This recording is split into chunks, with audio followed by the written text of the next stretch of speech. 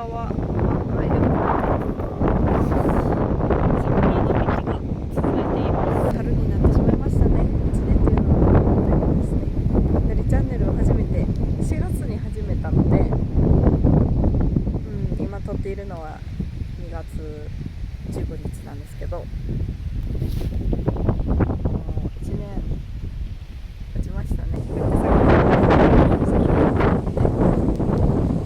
嬉しいです。ちょっと風が強いですけど、でも満開の桜を見ることができています。この写真を後でスクショして LINE とかのアカウントにしようと。そしたら、今回はただただこの美しい桜を